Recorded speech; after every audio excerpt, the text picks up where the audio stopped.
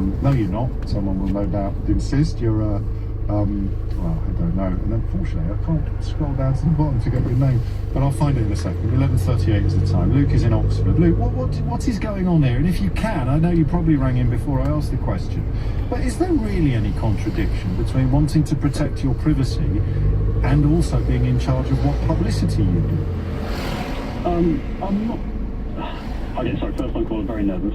Massive fan of the show. Certainly, I know. Just 1,000 listeners, millions of listeners. Big show anyway. Go on. So, the spin I kind of have on it, or point of view I'm trying to get across, is that I think the media are a little bit sort of peeved, is the word, because of how they have chosen to sort of, Meghan joined the royal family and now sort of turned her back on it, perhaps. Why her? I mean, I know you're speculating on what the media is motivated by rather than explaining your own position, but I mean, with respect, that's my job. But why pick on her? I know the media does, but and that's where you have to start introducing the idea that he is somehow manipulated by her, or that she's in charge, because to acknowledge that he couldn't wait to get away either, because he loves his family in the same way that I love mine, and I would put their happiness and health above absolutely any other issue. Yeah. Except possibly my mum's, but of course his mum's no longer with us. So that's why they can't go there. They have to blame it all on her, because the idea of Prince Harry happily walking away from the royal family, which is one of the foundation stones of our ludicrous class system, it kind of threatens to shatter everything. Yeah. Took the words right out of my mouth, James. I'm not going to lie. You've always had that sort of effect on me. Oh, that's why they pay me the silly money. But I didn't. Because.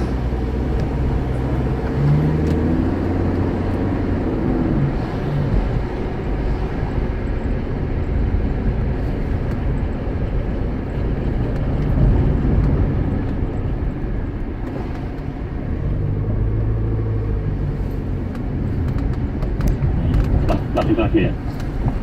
And that is why they have to blame it all on her.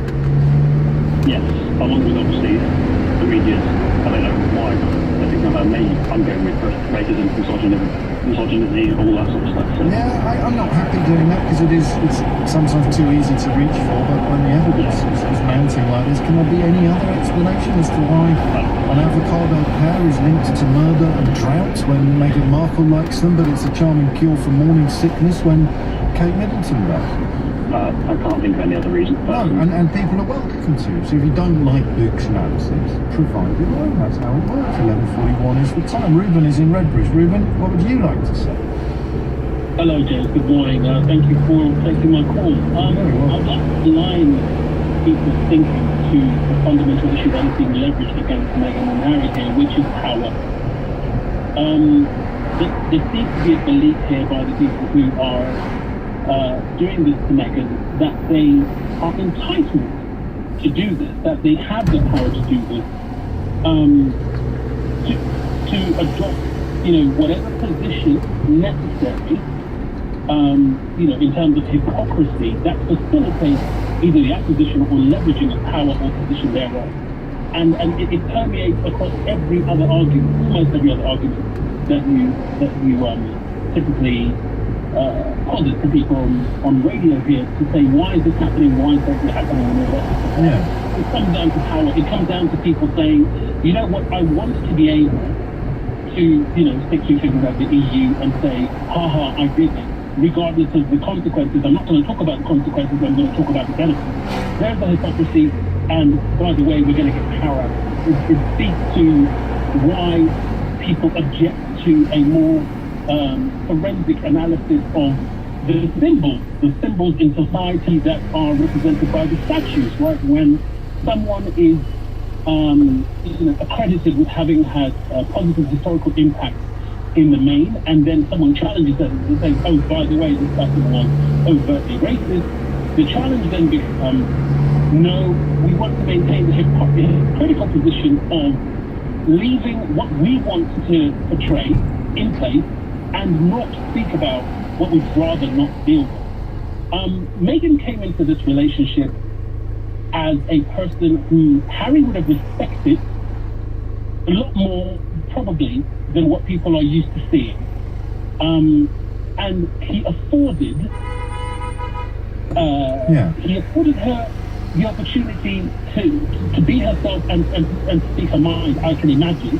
Because he gave her an enormous loud hailer, he gave her, I don't know if I thought it into, but no, the royal family, the status. He didn't way of her saying what she thought. He didn't tell her to know her place. He didn't tell her to stay in her lap, did he? Clearly. Exactly. In fact, he loved the fact that she didn't and wouldn't, and if he tried to, she'd have bitten his head off, presumably, just like all of us who are lucky enough to be in happy, healthy marriages. For Harry, that's equality, and I'm so sorry. People out there, they see it as power grab, and they feel they have to protect it. They feel they have to oppose it. They feel obliged to fight it. It is equality. It is.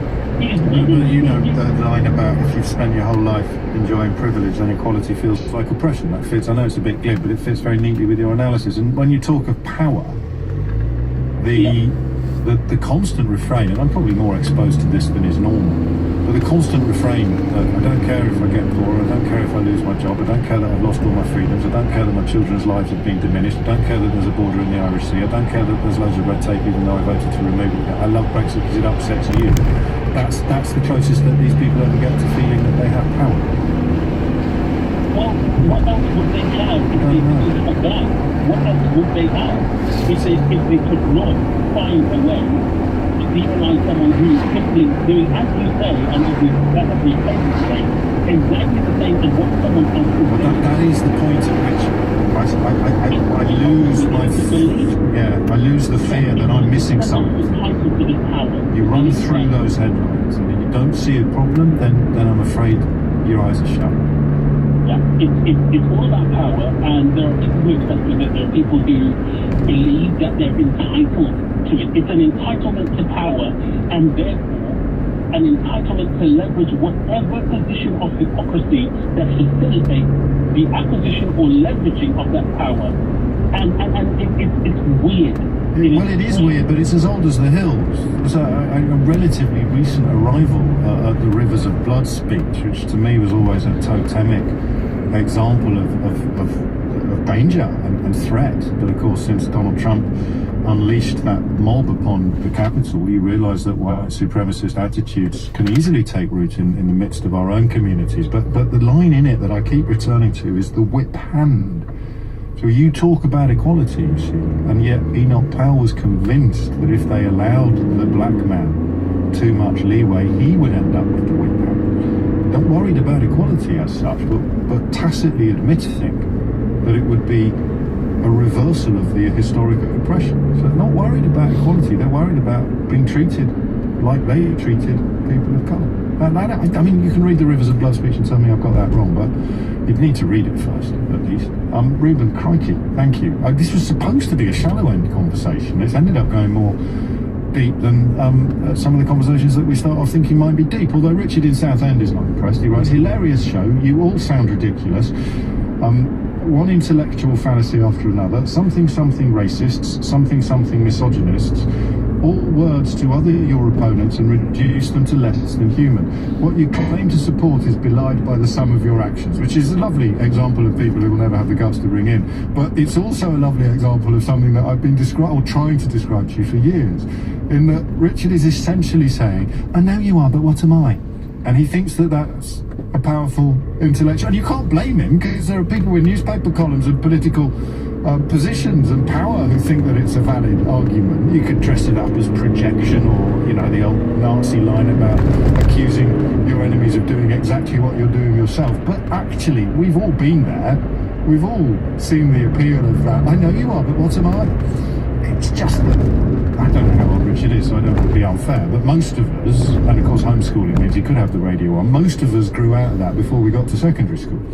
Nick Ferrari at breakfast, LBC. Vaccine Muslims in Sahawi. One issue which I'm sure you are aware of and you need to address, it's reported that around a third of social care workers have not yet been vaccinated. Is that because some are declining? Is that because they haven't had the availability? What is it, Minister? Part of it is accessibility, so we're going back 4 times into residential care players to deliver the 2 doses, that accessibility to their staff is beginning to pay off. And of course, also make sure we share the information about how safe vaccines are. Nick Ferrari at breakfast, weekday mornings from 7, LBC.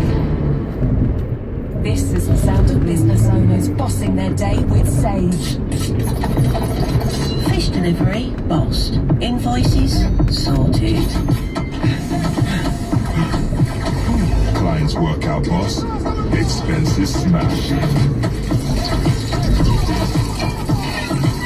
Tax return, done. Take control of business with new financial tools from Sage. Boss it. Try for free at sage.com. Terms and conditions apply. Mercedes-Benz may have to pay thousands of pounds to drivers after they allegedly installed defeat devices to pass vehicle emissions tests. Did you purchase or lease a Mercedes diesel vehicle made between 2009 and 2018? Then you could be entitled to thousands of pounds in compensation, even if you no longer own or lease the car. To find out if you qualify and join the claim, visit mercedesemissionsclaim.co.uk or text JOIN to 85222. Meet Alison from Darwood and Tanner, the dental practice. Many things have changed, but our commitment to your dental health remains as strong as ever. At Dawood and Tanner, we have risen to the new challenges to protect patients and make certain we can always provide an excellent service that you can trust. And routine dental care may even avoid the need for urgent treatments. At Darwood and Tanner, we're always here for you, helping to protect, repair and improve your smile. Visit darwoodandtanner.co.uk. At 3, we know there's some things only business owners can do, like expertly juggling being the CEO, head of sales, and decoder of those 2 a.m. ideas on your phone. Now that's an interesting idea. But what we can do is promise your business a network with 99% UK coverage at a price that beats our biggest competitors. Search 3 Business Price Promise. Voice coverage by population Jan 21. Our price promise beats a direct business quote from EE, Vodafone or OT for mobile and SIM-only plans. Terms apply. C3.co.uk.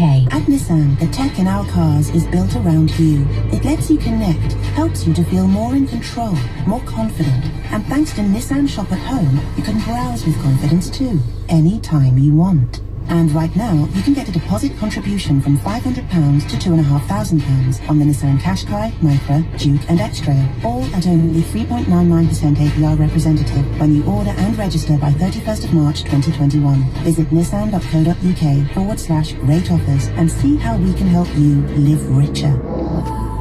Available on Nissan Finance PCP. Excludes Duke and X-Trail Vizier and Micra Vizier Plus. Participating dealers only. T's and C's apply. If you're an EU citizen with children and are living in the UK by 31st of December 2020, there's something that needs to go at the top of your to-do list.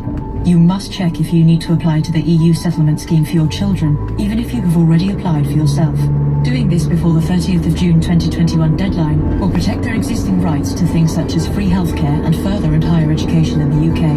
Don't leave it too late. Get started today at gov.uk/EU settlement scheme. Irish citizens or those with valid indefinite leave don't need to apply.